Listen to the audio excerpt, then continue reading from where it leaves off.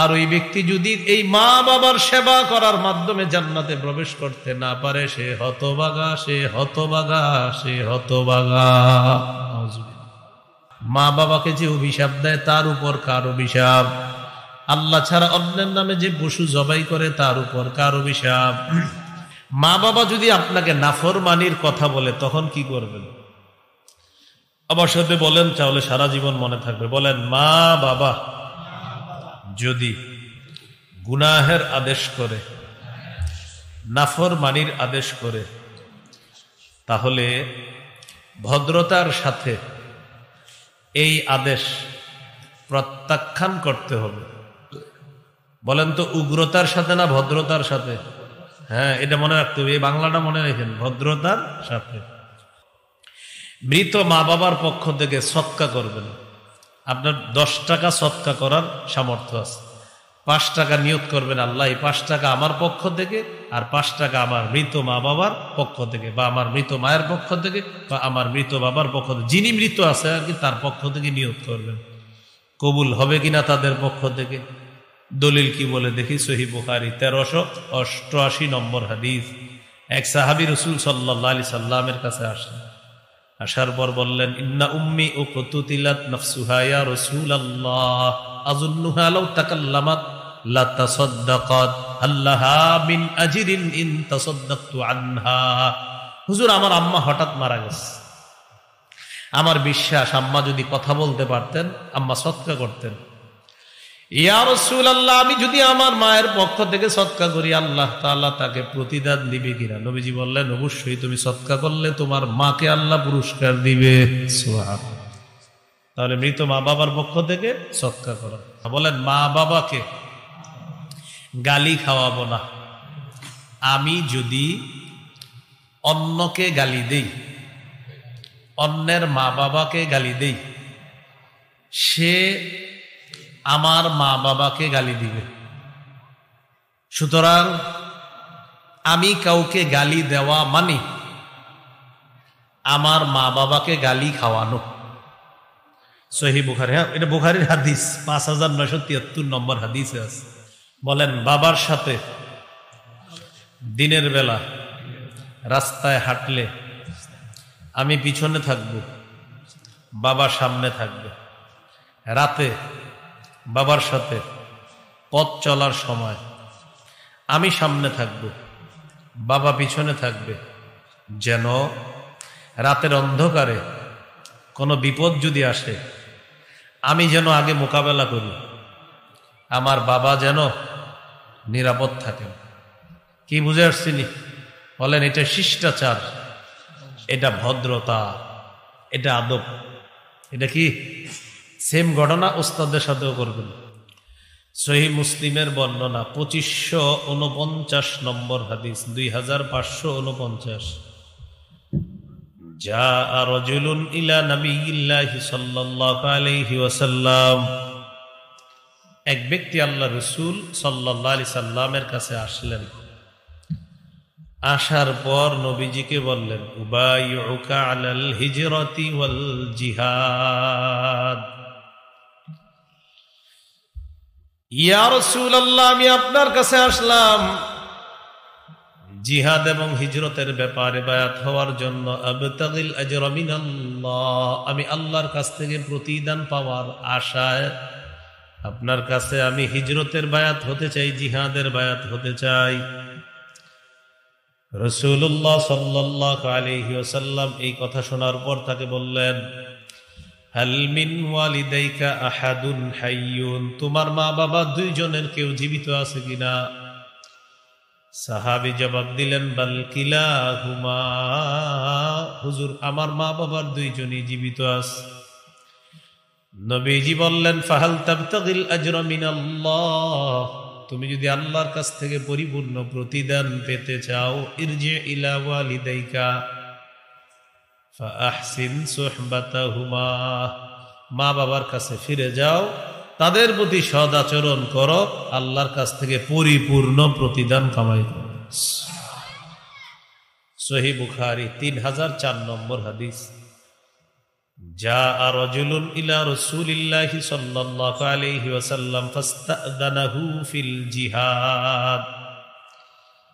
এক ব্যক্তি রাসূলুল্লাহ সাল্লাল্লাহু আলাইহি সাল্লামের কাছে আসছে, জিহাদ সম্পর্কে অনুমতি চেয়েছে। নবীজি তাকে বললেন, আহাইয়ুন ওয়ালিদাক, তোমার মা বাবা দুইজনের জিন্দা আছেনি কেউ? সাহাবী বললেন, হুজুর দুইজনেই জিন্দা। নবীজি বললেন, ফাফিহিমা ফাজাহিদ, মা বাবার সেবা করার মাধ্যমে জিহাদ করো, মা বাবার সেবাটাই হবে তোমার জন্য জিহাদ, জিহাদের প্রতিদান আল্লাহর কাছ থেকে পেয়ে যাবা। মা বাবা আছে তো বলতেছে আছে, যাও তাদের সেবা করো, এটাই তোমার জন্য জিহাদ। মুসনাদে আহমদ ১৫,৫৩৮ নম্বর হাদিস। নবীজির একজন সাহাবী নাম জাহিমা, কি নাম বলেন না একটু, কি নাম? জাহিমা একজন সাহাবীর নাম। রাসূল সাল্লাল্লাহু আলাইহি সাল্লামের কাছে আসছে, আসার পর বলতেছে, আরাদতু আন আগযুয়া ওয়া ক্বাদ জিতুকা আস্তাশিরুকা ইয়া রাসূলুল্লাহ। হুজুর, আমি জিহাদের নিয়ত করেছি, আপনার কাছে পরামর্শ করার জন্য আসছি, আমি জিহাদে যাব কিনা। فقال رسول الله صلى الله عليه وسلم هل لك من أم؟ নবীজি বললেন, তোমার মা ছিল? সাহাবী বললেন, জি হুজুর, মা। নবীজি সাল্লাল্লাহু আলাইহি ওয়াসাল্লাম বললেন, ইলজামহা ফাইন্নাল জান্নাতা তাহতা রিজলাইহা, যাও মায়ের সেবা করা আবশ্যক করে নাও, মায়ের দুই পায়ের নিচে আল্লাহর জান্নাত। তাহলে কি শিখলাম? মা বাবার নাফরমানি করা যাবে না, তাদের আনুগত্য করতে হবে। এরপরে আল্লাহ বলেন, ইম্মা ইয়াবলুগান্না ইনদাকাল কিবারা আহাদুহুমা আও কিলাহুমা ফালা তাকুল লাহুমা উফফিন ওয়ালা তানহারহুমা وَقُلْ لَهُمَا قَوْلًا كَرِيمًا। তোমার মা বাবার দুইজনের একজন অথবা দুইজন যদি তোমার কাছে বার্ধক্যে উপনীত হয়, বার্ধক্যে পৌঁছে যায়, বুড়া বুড়ি হয়ে যায়, বৃদ্ধ বৃদ্ধা হয়ে যায়, বার্ধক্য বলেন, বার্ধক্য। তো বার্ধক্য মানে হলো ওই বুড়া বুড়ি বৃদ্ধ বৃদ্ধা হয়ে গেছে মা বাবা। একটা হাদিস শুনি, সহিহ মুসলিমের ২৫৫১ নম্বর হাদিস। এই হাদিসের মধ্যে আসছে, ক্বালা রাসূলুল্লাহি সাল্লাল্লাহু আলাইহি ওয়াসাল্লাম রাগিমা আনফু সুম্মা রাগিমা আনফু সুম্মা রাগিমা আনফু। নবীজি বলেন, ওই ব্যক্তি হতভাগা, ওই ব্যক্তি হতভাগা, ওই ব্যক্তি হতভাগা, ওই ব্যক্তির নাক ধুলোয় দূষরিত হোক, ওই ব্যক্তির নাক ধুলায় দূষরিত হোক, ওই ব্যক্তির নাক ধুলায় দূষরিত হোক। সাহাবীগণ বললেন, ইয়া রাসূলুল্লাহ, কার নাক ধুলোয় দূষরিত হোক, কার জন্য আপনি এই কথাটা বললেন? কে হতভাগা হুজুর, কে হতভাগা জানতে চাই। নবীজি বললেন, মান আদরাকা ইনদাহু আবাওয়াইহিল কিবারা ফালাম ইয়াদখুলিল জান্নাহ। কোন ব্যক্তির কাছে যদি তার মা বাবা বৃদ্ধ বৃদ্ধা হয়ে যায়, আর ওই ব্যক্তি যদি এই মা বাবার সেবা করার মাধ্যমে জান্নাতে প্রবেশ করতে না পারে, সে হতভাগা, সে হতভাগা, সে হতভাগা। আপনার আব্বা আম্মা বৃদ্ধ বৃদ্ধা হয়ে গেছে, আপনি তাদের সেবা করার মাধ্যমে যদি জান্নাতে প্রবেশ করতে না পারেন, আপনাকে বলছে নবীজি হতভাগা, হতভাগা, হতভাগা। আল্লাহ আমাদেরকে হেফাজত করেন। তাহলে আমরা এগুলা মা বাবা বৃদ্ধ বৃদ্ধা হলো কিনা আমরা খেয়াল রাখবো। হ্যাঁ, তো এবার আসেন, মা বাবা বৃদ্ধ বৃদ্ধা যদি হয়ে যায়, তাহলে আপনার মা বাবার সেবা করতে হবে, রেখে দেন। তা আল্লাহ বলেন, তারা যদি তোমার কাছে বার্ধক্যে বসে, কি করবা? এক, ফালা তাকুল্লাহুমা উফফি ওয়ালা তানহারহুমা وقل لهما قولا كريما واخفض لهما جناح الذل من الرحمة وقل رب ارحمهما كما ربياني صغيرا। তোমার মা বাবার দুইজনের একজন অথবা দুইজন যদি বার্ধক্যে পৌঁছে যায়, মা বাবাকে কখনো উফ শব্দটাও বলবো না। বলেন উফ। শীতের রাত মা বাবা পাশের ঘরে ঘুমায়, প্রচন্ড শীতের রাতে রাতের বেলা মা বাবার হঠাৎ কাশি উঠছে, আর এই পাশে রুম থেকে আপনি বলতেছেন দূর বুড়ার যন্ত্রণা, ভাল লাগে না, নাউজুবিল্লাহ পড়েন। সাবধান। ফালা তাকুল্লাহুমা উফিন, মা বাবাকে উফ শব্দটা বলবা না। এই উফ শব্দ বলবা না মানে হলো বিরক্তি প্রকাশ করবা না, বিরক্তি সূচক কোনো শব্দ মুখে আনবা না। তাহলে আজকে থেকে শিখলাম, মা বাবার কোনো কথা বা আচরণে আমরা উফ বলবো না, বিরক্তি প্রকাশ করব না, বিরক্তি সূচক কোনো শব্দ মুখে আনবো না। এই হলো ফালা তাকুল্লাহুমা উফিন। মনে থাকবেন ইনশাআল্লাহ। অনেকে মা বাবার উপর রাগ কইরা আপনার বদদোয়া করে ফেলে, মা বাবার জন্য হ্যাঁ করে বদদোয়া। হ্যাঁ, মা বাবার জন্য ছেলে এসে ইমাম সাহেবের কাছে বিচার দেয়, হুজুর আজরাইল এতজন রে চিনে, এরে চিনতে পারে না, মানে বাবার নামে বিচার দেয়। সহিহ মুসলিমের হাদিস, 1978 নম্বর হাদিস, মাদ্রাসা পাঠ্যপুস্তক অনুসারে, আপনাদের পকেটের উস্তাদ অনুযায়ী 5018 নম্বর হাদিস। এই হাদিসের মধ্যে আছে قال رسول الله صلى الله عليه وسلم لعن الله من لعن والديه। যে ব্যক্তি তার মা বাবাকে অভিশাপ দেয়, আল্লাহ তাকে অভিশাপ দেয়। নাউজুবিল্লাহ। তাহলে এক অংশ আমি, বাকি অংশ আপনারা। মা বাবাকে যে অভিশাপ দেয় তাকে, আবার মা বাবাকে যে অভিশাপ দেয় তাকে আল্লাহ অভিশাপ দেয়।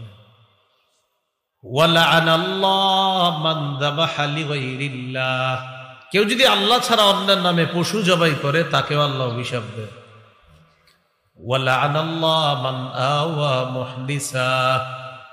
কেউ যদি কোনো বেদাতিকে আশ্রয় প্রশ্রয় দেয় তাকেও আল্লাহ অভিশাপ দেয়। চেয়ারের মধ্যে না কোনো বেদাতিকে বসায়া দিলেন, আর বেদাতি তার বেদাত সাপ্লাই দিতেছে। বেদাত সামনে বৈশা লক্ষ লক্ষ মানুষ বললেন ঠিক ঠিক, কিন্তু সাপ্লাই দিতেছে বেদাত। কি সাপ্লাই দিতেছে? এই যে বেদাতিকে আশ্রয় করে দিলেন, যারা সুযোগ করে দিলেন বেদাত সাপ্লাই দেওয়ার জন্য, আর মানুষকে নাচানোর জন্য যারা সাপ্লাই করার সুযোগ করলেন, নবীজি বলেন এই বেদাতিকে আশ্রয় দেয় যে তার উপরও আল্লাহর অভিশাপ। বেদাতিকে যে আশ্রয় দেয় তার উপর কার অভিশাপ? মা বাবাকে যে অভিশাপ দেয় তার উপর কার অভিশাপ? আল্লাহ ছাড়া অন্যের নামে যে পশু জবাই করে তার উপর কার অভিশাপ?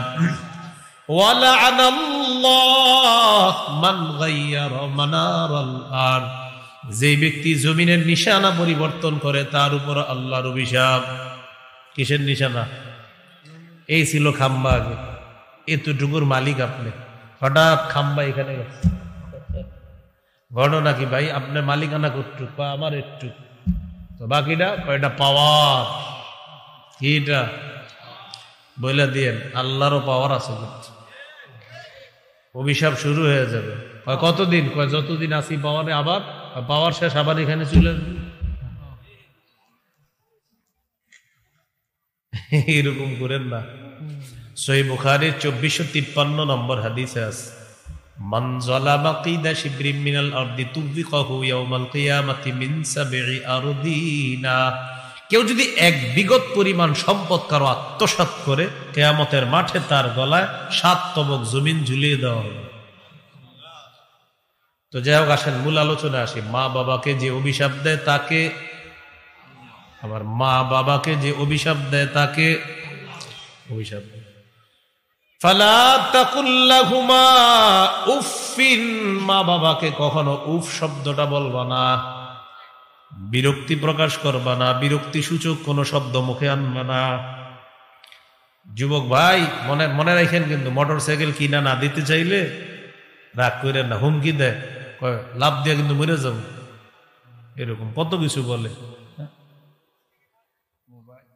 মোবাইল না আর একটা, হ্যাঁ, এগুলা না দিলে হুমকি দেয়, বাপের মেরে লেবো, ধরে লেবো, কি করে না করে, আল্লাহ হেফাজত করেন, এগুলা করেন না। তাহলে ফালা তাকুল্লাহুমা উফিন, মনে রাখবো, উফ বলবো না, বিরক্তি সূচক শব্দ বলবো না, বিরক্তি প্রকাশ করব না। 2 নাম্বার, ওয়ালা তানহারহুমা, মা বাবাকে ধমক দিও না। তাদের দোয়া যেমন কবুল হয়ে যায়, তাদের বদদোয়াও কিন্তু কবুল হয়ে যায়। দোয়াও কবুল হয়, বদদোয়াও কবুল। আবু দাউদের হাদিস 1536 নম্বর হাদিস, قال رسول الله صلى الله عليه وسلم ثلاث دعوات مستجابات لا شك فيهن, 3 ব্যক্তির দোয়া কবুল হওয়ার ব্যাপারে কোনো সন্দেহ নাই। বলেন, কয় ব্যক্তির দোয়া কবুল হওয়ার ব্যাপারে সন্দেহ নাই? 1 নাম্বার দাওয়াতুল ওয়ালিদ, মা বাবার দোয়া। এর দ্বারা উদ্দেশ্য হলো মা বাবার দোয়া যেমন কবুল হয়ে যায়, তাদের বদদোয়াও কিন্তু কবুল হয়ে যায়। 2 নাম্বার দাওয়াতুল মুসাফির, মুসাফিরের দোয়া। 3 নাম্বার দাওয়াতুল মাজলুম, মাজলুমের দোয়া কবুল হয়ে যায়। তাহলে মা বাবার দোয়া, মুসাফিরের দোয়া, মাজলুমের দোয়া। আল্লাহ আমাদেরকে বদদোয়া থেকে হেফাজত করেন। তাহলে উফ বলবা না, ধমক দিবা না। 3 নাম্বার, ওয়াকুল্লাহুমা কাওলান কারীমা, তাদের সাথে ভদ্রভাবে কথা বলবা, নরম সুরে কথা বলবা, সুন্দর আচরণের মাধ্যমে তাদের সাথে কথা বলবা, সম্মানসূচক শব্দ বাক্য দিয়ে তাদের সাথে কথা বলবা। অনেকদিন পরে দেশে আসছেন ঢাকা থেকে, আপনার বৃদ্ধ বাবা, বৃদ্ধা মা, তাদের মন চায় কি জানেন? ছেলের অনেকদিন পরে পাইছি, একটু কথা বলি তার সাথে বইসা, পানের বাটাটা নিয়ে বইসা আপনার সাথে অনেকক্ষণ কথা বলবে, মানে যেই কথাগুলো আপনি জানেন, এরপরে এগুলা বলবে আপনারে যে বাবা পুকুরটা এই করা দরকার, জমিনটা এই করা, মানে আপনি জানেন কিন্তু এইগুলো সব, এরপরেও বলবে। তা আপনি কিন্তু চেহারায় কোনো বিরক্তি প্রকাশ আনবেন না, আপনি বলবেন জি আব্বা, জি আম্মা, মানে বুঝাইবেন আপনি খুব গুরুত্ব দিতেছেন তাদেরকে, আসলে দোয়া কামাই করতেছেন, দোয়া কামাই করতেছেন। কেন? ওই যে আপনার আব্বা অনেকদিন পরে পাইছে, তো অনেকদিন পরে আপনার আম্মা পাইছে, একটু কথা বলতেছে, ভালো লাগে আর কি, আরে ছেলেটারে পাই না, তখন আপনার সামনে বসায় দেখবেন পান খাবে আর আপনার সাথে কথা বলবে। তো এরকম মা বাবা কথা বলতে চাইলে একটু বৈশা বৈশা সুযোগ দিবেন। যখন থাকবে না তখন নীরবে কান্না করা ছাড়া উপায় থাকবে না, খুব মিস করবেন যে কেন একটু কথা বললাম।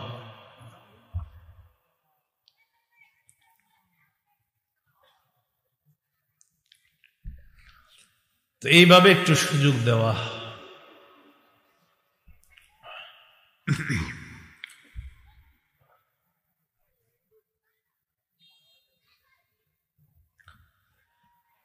তো 3 নাম্বার, সম্মান সূচক শব্দ বলবা তাদের সাথে। 4 নাম্বার, ওয়াখফিদ লাহুমা জানাহাদ-দুল্লি মিনার রাহমাহ, তাদের সামনে নম্র আচরণের মাধ্যমে বিনয় প্রকাশ করবা।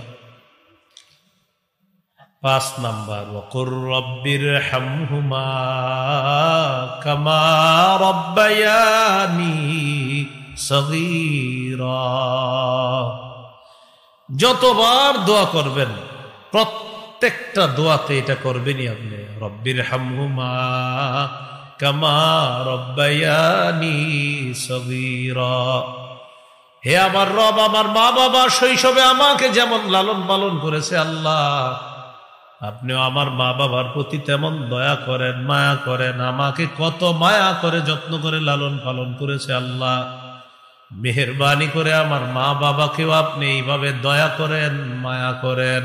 এইভাবে দোয়া করা। আবু লাহাবের সম্পদ ছিল, সন্তান ছিল, কিন্তু কোনো কাজে আসে নাই, কারণ সম্পদ আর সন্তানগুলা কাজে লাগায়া যেতে পারে নাই।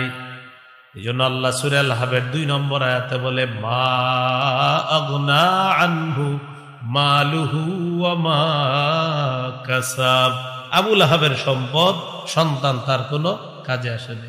বদর যুদ্ধের কাফেররা শোচনীয়ভাবে পরাজয় বরণ করার 7 দিন পর আবুল আহাবের গলায় গুটি বসন্তর রোগ হয়। এই রোগে আবুল আহাব মারা গেছে। মারা যাওয়ার পর ছেলেরা কাছে যায় না, যদি এই রোগ আমাদের গায়ে আসে, এই জন্য কাছে যায় না। 2 ছেলে উতবা উতাইবা, 2 ছেলের নাম উতবা উতাইবা, 2 ছেলে। হ্যাঁ, এই সেই 2 ছেলে, যেই 2 ছেলের সাথে নবীজি তার 2 মেয়েকে বিয়ে দিয়েছিল, রোকাইয়া উম্মে কুলসুম রাদিয়াল্লাহু আনহুমা। এই 2 জনকে এই আবুল আহাবের 2 সন্তান উতবা উতাইবার কাছে বিয়ে দিয়েছিল। পরে আবুল আহাব অ্যাকশন নিল। নবীজি যখন বললেন যে আমি আল্লাহর রাসূল, আমি তোমাদেরকে দাওয়াত দেই, আবুল আহাব তখন প্রথম অ্যাকশনটা নিল যে মোহাম্মদ হলো আমার শত্রু, আমার শত্রুর মেয়ে আমার পুত্রবধূ হয়ে আমার ঘরে থাকতে পারবে না। 2 ছেলেকে বাধ্য করলো নবীর 2 কন্যাকে তালাক দেওয়ার জন্য। এই হলো সেই 2 মেয়ে। আর এই 2 মেয়েকে পরবর্তীতে পর্যায়ক্রমে হযরত উসমান গনি রাদিয়াল্লাহু তাআলা বিয়ে করেছেন। একজনকে বিয়ে করার পর তিনি মারা গেছেন, আরেকজনকেও নবী হযরত উসমান গনির কাছে বিয়ে দিয়েছে। সুবহানাল্লাহ। যাই হোক, আবুল আহাবের লাশ পড়ে রইছে, ছেলেরা পলাইছে, লাশ ধরে না, যদি বসন্তের রোগ আমাদের গায়ে আসে। আর আরবের অন্ধবিশ্বাস ছিল যে বসন্তের রোগ এটা গায়ে আসে। 3 দিন লাশ পড়ে রয়েছে, পুইছা গন্ধ বের হইতেছে। ছেলেদেরকে সংবাদ দেওয়া হলো, কোথায় তোমরা? বাপের লাশ আইনা কি করবা করো। ছেলেরা আরেকজনের সহযোগিতায় বাবার লাশটা মক্কার উঁচু ভূমিতে নিয়ে একটা গর্ত করে লাঠি দিয়ে ধাক্কাইতে ধাক্কাইতে লাশ গর্তের মধ্যে ফেলাইছে। ওই যে করোনার সময় কোটিপতির সন্তানরা হুজুরদেরকে ফোন দিয়ে বলছে, হুজুর আমার আব্বার লাশ পড়ে রয়েছে, নিয়ে যান, গিয়ে মাটি দেন, আমি বাঁচতে হবে, আপনি মরলে মরেন, বাঁচলে বাঁচেন, আপনি হুজুর মানুষ, আপনি বাঁচলে কি আর মরলে কি, আপনি আমার আব্বার লাশটা নিয়ে দাফন করে আসেন। যাই হোক, হুজুর মানুষ কি আর হুজুর কি মানুষ নি নাকি? তো বিপদে বললে হুজুরদেরকে খালি ডাকে আর কি। কি বললে বিয়ের প্রয়োজন হয়, জানাজার প্রয়োজন হয়, বাপ মারা গেছে, এখন দাফন করতে হবে, কি করবে কেউ নাই। এক আলেম 40-50 জন লাশও দাফন করছে। আল্লাহ তাদেরকে জাযায়ে খায়র দান করে। তো আল্লাহ বলেন, মা আগনা আনহু মালুহু ওয়া মা কাসাব। আবুল আহাবের সম্পদ, আবুল আহাবের সন্তান কোনো কাজে আসে নাই। সম্পদ সন্তান কোনো কাজে আসে নাই। জাযাকাল্লাহ, ঠিক আছে। তো সম্পদ সন্তান কোনো কাজে আসে নাই আবুল আহাবের। এই জন্য হাদিসের মধ্যে আল্লাহ রাসূল বলেন, আবু দাউদের বর্ণনা 2880 নম্বর হাদিস, 2880, ইদা মাতাল ইনসান ইনকাতা আনহু আমালু। মানুষ যখন মারা যায় তার আমলের সুযোগ বন্ধ হয়ে যায়। ইল্লা মিন সালাসা, 3টা বাকি থাকে। ইল্লা মিন সাদাকাতিন জারিয়া, 1 নম্বর সদকা জারিয়া, 2 নম্বর আও ইলমিন ইউনতাফাউ বিহি, এমন ইলম যে ইলমের মাধ্যমে মানুষ উপকৃত হয়। শাইখুল হাদিস আল্লামা আজিজুল হক রাহমাতুল্লাহি আলাইহি, হুজুরের হাজার হাজার ছাত্র জীবিত যারা এখনো আছে, যারা হাজার হাজার শাইখুল হাদিস, শুধু শাইখুল হাদিস সাহেবের ছাত্ররা হাজার হাজার শাইখুল হাদিস। একজন শাইখুল হাদিস সাহেবের হাজার হাজার শাইখুল হাদিস ছাত্র যারা জীবিত আছে, আবার অনেকে তো মারা গেছে। আর মুহাদ্দিস মুফতি তো আছে আরো, আমি শুধু শাইখুল হাদিস বললাম, যে শাইখুল হাদিস আছে হাজার হাজার। এখন এই যে শাইখুল হাদিস সাহেবরা, শাইখুল হাদিস আল্লামা আজিজুল হক সাহেব রাহমাতুল্লাহ নাম শুনছেন না সবাই? মাওলানা হাফিজাহুল্লাহর আব্বা। তো তিনি কবরে তার যে এই রুহানি সন্তান, তার এলেমের যে সন্তানদেরকে রেখে গেছে, এই যে তার হাদিস বিতরণ করতেছে, এটার সব আল্লাহ তাআলা মরহুম শাইখুল হাদিস আল্লামা আজিজুল হক রাহমাতুল্লাহ আলাইহির কবরে পৌঁছে। উপকারী এলেম 2 নম্বর। 3 নম্বর আওয়ালাদিন সালিহিন ইয়াদউলা, এমন একজন সন্তান, যেই সন্তান তার মা বাবার জন্য দোয়া করে।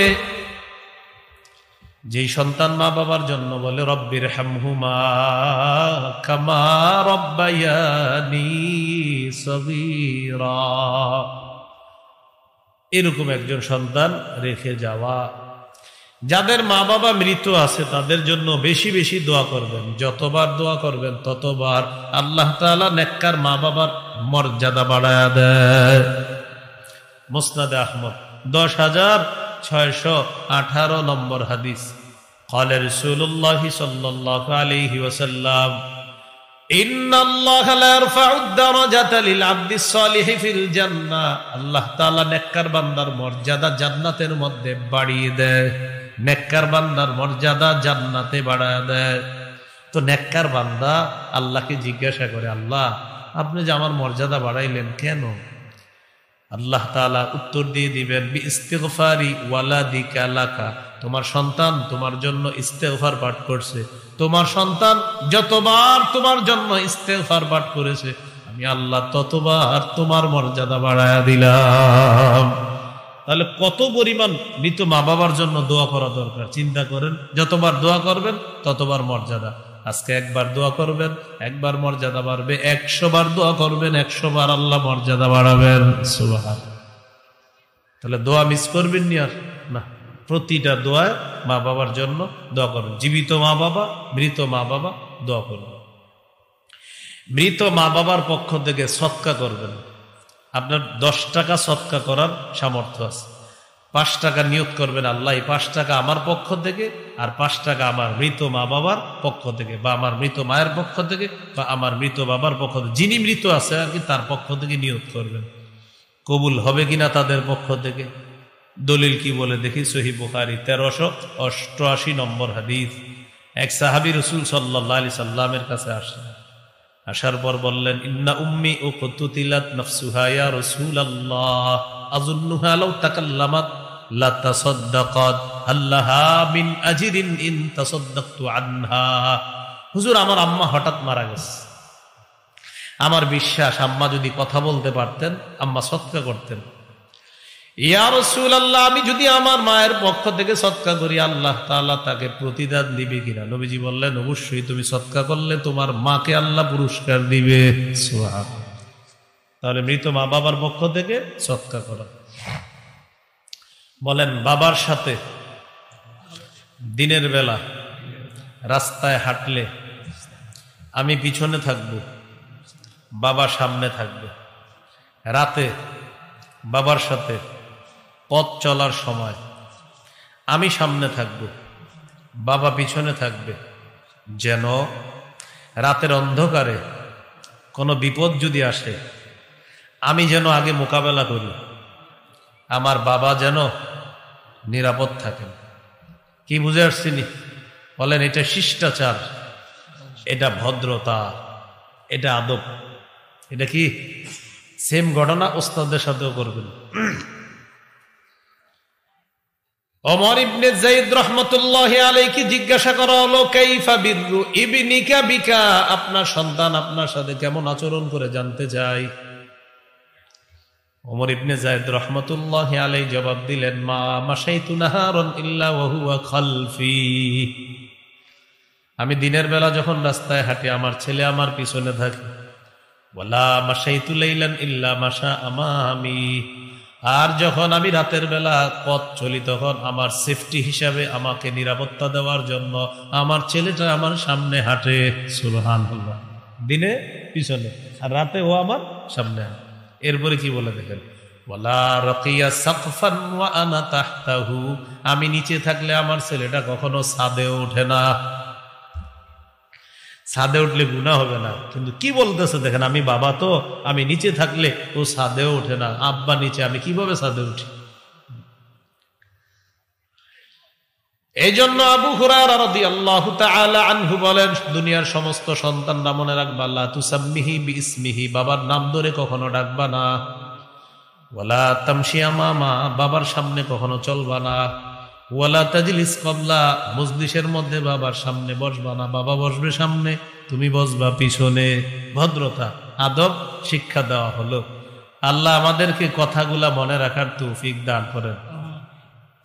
গুরুত্বপূর্ণ কথায় চলে আসছে এখন আমরা, সেটা হলো মা বাবা যদি আপনাকে নাফরমানির কথা বলে তখন কি করবেন? আমার সাথে বলেন, তাহলে সারা জীবন মনে থাকবে। বলেন, মা বাবা যদি গুনাহের আদেশ করে, নাফরমানির আদেশ করে, তাহলে ভদ্রতার সাথে এই আদেশ প্রত্যাখ্যান করতে হবে। বলেন তো, উগ্রতার সাথে না ভদ্রতার সাথে? হ্যাঁ, এটা মনে রাখতে হবে, এই বাংলাটা মনে রাখেন, ভদ্রতার সাথে। দলিল সূরা লোকমান 15 নম্বর আয়াতে আল্লাহ বলেন, وَإِنْ جَاهَدَاكَ عَلَىٰ أَن تُشْرِكَ بِي مَا لَيْسَ لَكَ بِهِ عِلْمٌ فَلَا تُطِعْهُمَا। তোমার মা বাবা যদি তোমাকে বাধ্য করে আমি আল্লাহর সাথে শিরিক করার জন্য, এমন ব্যাপারে যেই ব্যাপারে তোমার কোনো জ্ঞান নাই, ফালা তুতিহুমা, মা বাবার এই কথাটা তুমি মানবা না। উগ্রতার সাথে, হ্যাঁ, ভদ্রতার সাথে। মা বাবা যদি তোমাকে শিরিক করতে বলে, তাহলে মা বাবার এই কথাটা তুমি মানবা না, ভদ্রতার সাথে। ওয়া সাহিবহুমা ফিদ দুনিয়া মা'রুফা, যতদিন দুনিয়াতে থাকবা তাদের সাথে সদ্ভাব বজায় রাখবা। মা বাবা আপনাকে নাফরমানির কথা বলছে, বলার পর আপনি বললেন, আব্বা আমি এটা পারবো না। আপনার মা বাবা বলছে, তুই আমাদের ঘর থেকে বের হয়ে যা, আর আসবি না। আপনি ভদ্রতার সাথে বললেন, জি ইনশাল্লাহ আমি আসবো না, তবে আমি আল্লাহর নাফরমানি করতে পারবো না। ঢাকা চলে গেছে। চলে যাওয়ার পরেও আপনার আব্বা আম্মাকে ফোন করবেন। যদি তারা ফোন রিসিভ না করে, আত্মীয় স্বজন যারা আছে তাদেরকে দিয়ে খোঁজ খবর নিবেন। আব্বা খাইছে নি, আম্মা খাইছে কিনা খোঁজ খবর নিতে হবে। চাল ডাল ঘরের মধ্যে আছে কিনা খোঁজ খবর নিতে হবে। প্রতিবেশীদেরকে দিয়ে খোঁজ খবর নিবেন। আব্বা তো আমার উপর রাগ করে আমার ফোন রিসিভ করতেছে না, একটু খোঁজ নিয়ে দেখেন তো আমাদের ঘরে চাল ডাল আছে কিনা। যদি না থাকে, আপনি সন্তান হিসাবে তাদের অন্ন বস্ত্র খাদ্য ইত্যাদি স্বাস্থ্য, এই খোঁজ খবর সন্তান হিসাবে আপনার রাখতে হবে।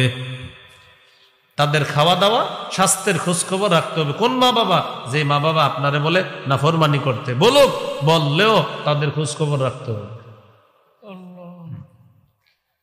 বললেও আপনি তো শুনবেন না, আপনি তো এটা শুনবেন না। বললেও, আব্বা আমি তো এটা পারবো না, তুই আমাদের ঘরে আর আসবি না। আব্বা ঠিক আছে, কিন্তু আমি তো এই নাফরমানিটা করতে পারবো না, কিন্তু খোঁজ খবর রাখতে হবে। আব্বা খাইছে কিনা, আম্মা খেয়েছে কিনা, তাদের স্বাস্থ্য ঠিক আছে কিনা, এই খোঁজ খবর রাখতে হবে। কারণ আপনি সন্তান, তারা মা বাবা। আল্লাহ বুঝার তৌফিক দান করে। রাসূল সাল্লাল্লাহু আলাইহি সাল্লামের সাহাবী সাদ রাদিয়াল্লাহু তাআলা, তিনি মুসলমান হইলেন। তার আম্মা হলো অমুসলিমা। মা সন্তানের ইসলাম গ্রহণ মেনে নিতে পারতেছে না। তুই ইসলাম ছেড়ে দে, নাউজুবিল্লাহ পড়েন। সাদ রাদিয়াল্লাহু তাআলা আনহুকে তার আম্মা বললেন, আল্লাহি লা আতআমু তাআমান আও আশরাবু শারাবান হাত্তা আমুতা আও তাকফুরা বিমুহাম্মাদ সাল্লাল্লাহু আলাইহি ওয়াসাল্লাম। মা তার সন্তান সাদ রাদিয়াল্লাহু তাআলা আনহুকে ডেকে বললেন, আল্লাহি লা আতআমু তাআমান ওয়া লা আশরাবু শারাবান হাত্তা আমুতা আও তাকফুরা বিমুহাম্মাদ। আল্লাহর কসম, আমি খাবো না, আমি পান করব না। হয়তো আমি না খাইতে না খাইতে মারা যাব, না হয় তুই মুহাম্মদকে সাল্লাল্লাহু আলাইহি ওয়াসাল্লাম, মুহাম্মদকে অস্বীকার করবি সাল্লাল্লাহু আলাইহি ওয়াসাল্লাম। হয়তো আমি মারা যাব, না হয় তুই মুহাম্মদকে সাল্লাল্লাহু আলাইহি ওয়াসাল্লাম তাকে অস্বীকার করবি। দুইটা অপশন, হয় আমি মারা যাব, না হয় তুই তোর নবীকে অস্বীকার করবি, মুহাম্মদ সাল্লাল্লাহু আলাইহি ওয়াসাল্লাম। তাহলে আমার সাথে বলেন ঈমান। মা, ঈমান, মা। একদিকে ঈমান, আরেকদিকে মা। মা খাবে না, না খাইতে না খাইতে মারা যাবে। আরেকদিকে ঈমান। সন্তান হিসাবে কঠিন এক পরীক্ষার সামনে আছে, পেরেশান, কি করবো আমি এখন? আল্লাহ সান্ত্বনা দিয়ে দিলেন। সূরা আনকাবুতের 8 নম্বর আয়াত নাজিল করে নবীকে বলে দিলেন, নবী আপনার সাহাবীর আয়াত জানায় দেন। وَإِنْ جَاهَدَاكَ عَلَىٰ أَن তুশরিকা বি আলা আন তুশরিকা বি, এটা হলো সূরা লুকমানে। আর আনকাবুতে হলো ওয়া ইন জাহাদাকা লিতুশরিকা বি মা লাইসা লাকা বিহি ইলমুন ফালা তুতি'হুমা। তোমার মা বাবা যদি তোমাকে বাধ্য করে আমি আল্লাহর সাথে শিরিক করার জন্য, মা বাবার এই কথাটা মানবা না উগ্রতার সাথে। হ্যাঁ মাশাআল্লাহ, কিসের সাথে? সাদ রাদিয়াল্লাহু তাআলা আনহু তার মাকে জানায় দিলেন, আম্মা 100 বার যদি আপনি মৃত্যুবরণ করেন, 100 বার যদি আবার জিন্দা হন, আম্মা আমি আমার নবীকে অস্বীকার করতে পারবো না। আম্মা আপনি খায়া ফেলেন, কি করাস, আপনি খান। মা বুঝতে পারছে না, ওর তো ছাড়বে না নবীরে, পরে খাইছে, পরে খাবার খাইছে, বুঝতে পারছে যে অস্বীকার করবে না, পরে খাইছে। তাহলে কি শিখলাম? মা বাবা নাফরমানিমূলক কথা বললে ভদ্রতার সাথে এটা প্রত্যাখ্যান করা। এবার বলেন, মা বাবা যদি আসলেই নাফরমান হয়, বলেন তাদের হেদায়েতের জন্য আল্লাহর কাছে দোয়া করা। আল্লাহর কাছে কি করা? দোয়া করা। সহিহ মুসলিমের একটা হাদিস শুনেন, 2491 নম্বর হাদিস। রাসূল সাল্লাল্লাহু আলাইহি সাল্লামের সাহাবী আবু হুরায়রা রাদিয়াল্লাহু তাআলা আনহুর বর্ণনা। তিনি বলেন, কুনতু আদউ উম্মি ইলাল ইসলাম ওয়া হিয়া মুশরিকা। আমি আমার আম্মাকে ইসলামের দাওয়াত দেই, আম্মা হলেন মুশরিকা। ফাতাবা আলাইয়া, আম্মা শুধু আমার দাওয়াত প্রত্যাখ্যান করে। দাউতুহা ইয়াওমান, আম্মাকে একদিন দাওয়াত দিলাম। ফাসমাআতনি ফি রাসূলিল্লাহি সাল্লাল্লাহু আলাইহি ওয়াসাল্লাম মা আকরাহু। একদিন আমি আমার আম্মাকে দাওয়াত দিলাম, দাওয়াত দেওয়ার পর আম্মা নবীজির শানে উল্টাপাল্টা কথা বলছে যা আমার পছন্দ হয় নাই। বলি নাউযুবিল্লাহ। বলেন আমার সাথে আল্লাহর প্রতি, রসুলের প্রতি, জিহাদের প্রতি সবচেয়ে বেশি ভালোবাসা থাকতে হবে। বলেন বলেন সবচেয়ে বেশি ভালোবাসা, বলেন আল্লাহর প্রতি, এরপর রসুলের প্রতি, এরপর জিহাদের প্রতি। বলেন সবচেয়ে ভালোবাসবো কাকে? এরপর জিহাদ। হ্যাঁ, তিনটা, মা বাবা, আত্মীয় স্বজন, ভাই বোন যা আছে সবার চাইতে বেশি আল্লাহ, রসুল আর জিহাদকে ভালোবাসতে হবে। সূরা তাওবা 24 নম্বর আয়াত। সবচেয়ে বেশি ভালোবাসতে হবে আল্লাহকে, রসুলকে, জিহাদকে। সাহাবী আবু হুরায়রার মা রাসূলুল্লাহ সাল্লাল্লাহু আলাইহি ওয়াসাল্লামের শানে এমন কথা বলছে যা তার পছন্দ হয় নাই। সাহাবী আবু হুরায়রা বলেন, আতাইতু রাসূলুল্লাহি সাল্লাল্লাহু আলাইহি ওয়াসাল্লাম ওয়া আনা আবকি। কান্না করতে করতে আল্লাহ রাসূলের কাছে আসলাম। নবীজির কাছে আসার পর আল্লাহ নবীকে বললাম, কুনতু আদউ উম্মি ইলাল ইসলাম ফাতাবা আলাইয়া। ইয়া রাসূলুল্লাহ, আমি আমার মাকে ইসলামের দিকে আহ্বান করি, আমার আম্মা বারবার আমার আহ্বান প্রত্যাখ্যান করে। দাউতুহাল ইয়াওমা, হুজুর আজকে আমি আমার আম্মাকে আহ্বান করলাম, আম্মা আমার আহ্বান প্রত্যাখ্যান করেছেন। ফাতাবা আলাইয়া, আম্মা আমার আহ্বান প্রত্যাখ্যান প্রতিদিনই করেন, আজকেও করছে।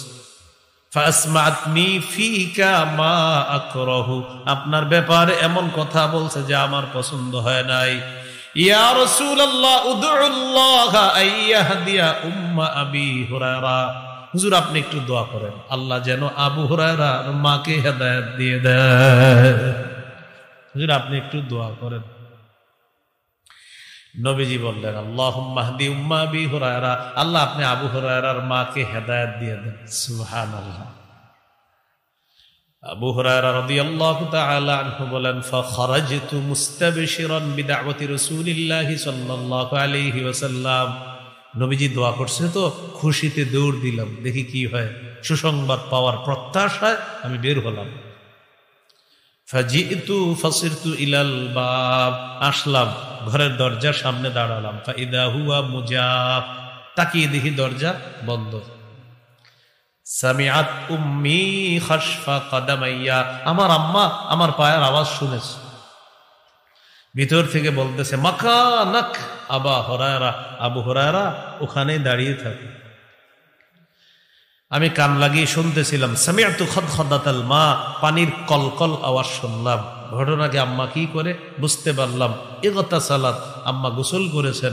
লাবিসাত দিরআহা, চাদর পরিধান করলেন। আজিলাত আন খিমারিহা, ওড়নাটা ঠিক করতে করতে, মাথায় চুলগুলা মুছতে মুছতে আর ওড়না দিতে দিতে ফাতাহাতিল বাব, দরজাটা খুললেন। খোলার পর বললেন, আশহাদু আল্লাহ ইলাহা ইল্লাল্লাহ ওয়া আশহাদু আন্না মুহাম্মাদান আবদুহু ওয়া রাসূলুহু।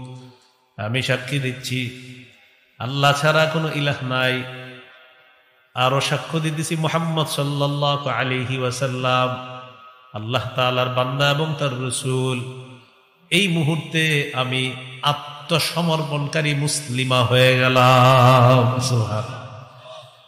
আবু হুরায়রা রাদিয়াল্লাহু তাআলা আনহু বলেন, আতাইতু রাসূলুল্লাহি সাল্লাল্লাহু আলাইহি ওয়াসাল্লাম ওয়া আনা আবকি মিনাল ফারহ। খুশিতে কান্না করতে করতে আল্লাহ রাসূলের কাছে আবার রওনা করলাম। আগেও কেঁদেছিলাম, সেটা ছিল কষ্টের কান্না। এখন যে কান্নাটা, এটা হলো খুশির কান্না। আগে যে দৌড়ায় গেছে তখনও কিন্তু কাঁদতে ছিল, সেটা ছিল কষ্টের। আবার এখন যে যাচ্ছে, এটা হলো খুশির কান্না। নবীজির কাছে গেলাম। তো নবীজির কাছে যাওয়ার পর বললাম, আবশির, হুজুর সুসংবাদ গ্রহণ করেন। ক্বাদ ইস্তাজাবাল্লাহু দা'ওয়াতাক ওয়া হাদা উম্মা আবি হুরায়রা। হুজুর, আল্লাহ আপনার দোয়া কবুল করেছেন, আবু হুরায়রার মাকে আল্লাহ হেদায়েত দিন। হুজুর আরেকটা দোয়া, উদউল্লাহ আইয়ুহাব্বিবানি আনা ওয়া উম্মি ইলা ইবাদিহিল মুমিনিনা ওয়া ইউহাব্বিবাহুম ইলাইনা। হুজুর আপনি আল্লাহর কাছে দোয়া করেন, আল্লাহ যেন আমাকে আর আমার মাকে তার বান্দাদের কাছে প্রিয় বানায়া দেয়, আর তার বান্দাদেরকে যেন আমার কাছে প্রিয় বানায়, আমার আর আমার মায়ের কাছে প্রিয় বানায়া দেয়। হুজুর একটা দোয়া করেন, আল্লাহ যেন আমাকে আর আমার আম্মাকে সারা পৃথিবীর সমস্ত মুমিন বান্দাদের কাছে প্রিয় বানায়া দেয়, আর মুমিনদেরকে যেন আমার আর আমার আম্মার কাছে প্রিয় বানায়। সাথে সাথে বললেন, আল্লাহুম্মা হাব্বিব উবাইদাকা হাদা ওয়া উম্মাহু ইলা ইবাদিকাল মুমিনিনা ওয়া হাব্বিবহুম ইলাইহিম। আল্লাহ, আপনি আপনার এই ছোট বান্দা এবং তার মাকে আপনার মুমিন বান্দাদের কাছে প্রিয় বানায়া দেন, আর মুমিনদেরকে তাদের কাছে প্রিয় বানায়া দেন।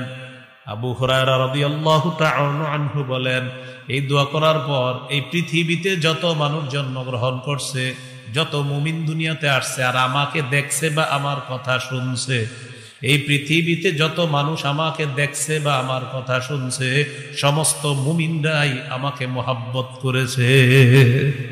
ওই যে দোয়া করছে, এই জন্য হাদিসের কিতাব খুললেই আবু হুরায়রা আবু হুরায়রা আন আবি হুরায়রা, তা পড়তেই ভালো লাগে আপনার। 3 বছর রাসূল সাল্লাল্লাহু আলাইহি সাল্লামের শিষ্যত্ব গ্রহণ করেছে। ছাত্র ছিলেন কয় বছর? 3 বছর। 5000-এর বেশি হাদিস আল্লাহ তার মাধ্যমে আমাদের কাছে পৌঁছায় দিয়েছে। কয় হাজারের বেশি। শুরুর দিকে কিন্তু প্রচুর মেধাবী ছিলেন না তিনি। মসজিদ একদিন বসে রয়েছে, সহিহ বুখারী 119 নম্বর হাদিস আছে। রাসূল সাল্লাল্লাহু আলাইহি সাল্লাম আসার পর আবু হুরায়রা রাদিয়াল্লাহু তাআলা আনহু বললেন, সামিআতু মিনকা হাদিসান কাসীরান ফাআনসা। হুজুর আপনার কাছ থেকে অনেক হাদিস শুনি, কিন্তু ভুলে যাই আমি। ভুলে যাও? জি। নবীজি বললেন, উবসুত রিদাআক, চাদরটা বিছায় দাও তোমার। হ্যাঁ, পরে আমি আমার চাদরটা বিছায় দিলাম। বিছায় দেওয়ার পর ফাগরাফা বিয়াদাই, নবীজি 2 হাত দিয়ে এইভাবে কি যেন ঢাললেন, আল্লাহ জানে, আসলে তো দিয়ে দিছি কিছু নাকি, হ্যাঁ এইভাবে ঢাললেন। তো বললেন কি, চাদরটা পেঁচাও। তো পেঁচাইস, এবার নিজের সাথে মিলাও। তো আবু হুরায়রা রাদিয়াল্লাহু তাআলা আনহু বলেন, ফাযামামতুহু। বুখারী মাশাআল্লাহ যাদের সম্পৃক্ততা আছে, উলামায়ে হযরত আছেন, দেখবেন বুখারীর বাইনা সত্রাইনে ছোট্ট করে লেখা আছে ইলা সাদরি, আমি চাদরটা আমার বুকের সাথে মিলাইলাম। আবু হুরায়রা রাদিয়াল্লাহু তাআলা আনহু বলেন, ওই চাদর আমার বুকের সাথে মিলানোর পর ফামা নাসিতু শাইআন বা'দা, যা শুনি আর কখনো ভুলি না। এই হলো ওনার মেধার রহস্য। যাই হোক, মূল আলোচনায় চলে আসি। কি শিখলাম? নাফরমান মা বাবার জন্য কি করতে হবে? দোয়া। বলেন কি করতে হবে? দোয়া করতে হবে। আল্লাহ তৌফিক দান করেন। 24 দুই আয়াতে দুটি বিষয় শিখলাম। একটা হলো আল্লাহ চূড়ান্ত ফয়সালা, ইবাদত শুধু কার করব। আরেকটা চূড়ান্ত ফয়সালা, পিতা মাতার আনুগত্য করতে হবে। আরেকটা গুরুত্বপূর্ণ কথা, বলেন মা বাবাকে গালি খাওয়াবো না। আমি যদি অন্যকে গালি দেই, অন্যের মা বাবাকে গালি দেই, সে আমার মা বাবাকে গালি দিবে। সুতরাং আমি কাউকে গালি দেওয়া মানে আমার মা বাবাকে গালি খাওয়ানো। সহিহ বুখারী, এটা বুখারীর হাদিস, 5973 নম্বর হাদিসে আছে। রাসূলুল্লাহ সাল্লাল্লাহু আলাইহি সাল্লাম বলেন, মানুষ তার মা বাবাকে অভিশাপ দেয়। সাহাবীরা বললেন, কাইফা ইয়ালআনুর রাজুলু আবা, হুজুর মানুষ আবার তার মা বাবারে কিভাবে অভিশাপ দেয়? ফাকাল রাসূলুল্লাহ সাল্লাল্লাহু আলাইহি ওয়াসাল্লাম, ইয়াসুব্বুর রাজুল আবার রাজুল, ইয়াসুব্বুর রাজুল আবার রাজুল। এক ব্যক্তি আরেকজনের বাবারে গালি দেয়, ফায়াসুব্বু উম্মাহু ফায়াসুব্বু আবাহু ওয়া উম্মা। দেখেন, ইয়াসুব্বুর রাজুল আবার রাজুল, ফায়াসুব্বু আবা ওয়া উম্মা। এক ব্যক্তি আরেকজনের বাবাকে গালি দেয়, তিনি পাল্টা তার মা বাবাকে গালি দেয়। নবী বলেন, কেমন যেন তুমি গালি খাওয়াইলে।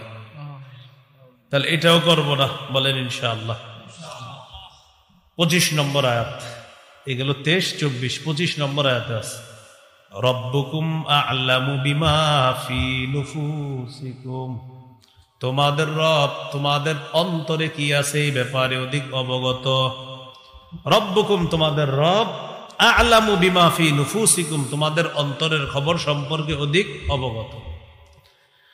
ইন তাকুনু সালিহিনা ফাইন্নাহু কানা লিল আওয়াবিনা গফুরা। মাঝে মাঝে দুই একটা উল্টা পাল্টা শব্দ বের হয়ে যায়, যেটা আমাদের ইচ্ছা না, অনিচ্ছা আমরা উচ্চারণ করে ফেলি।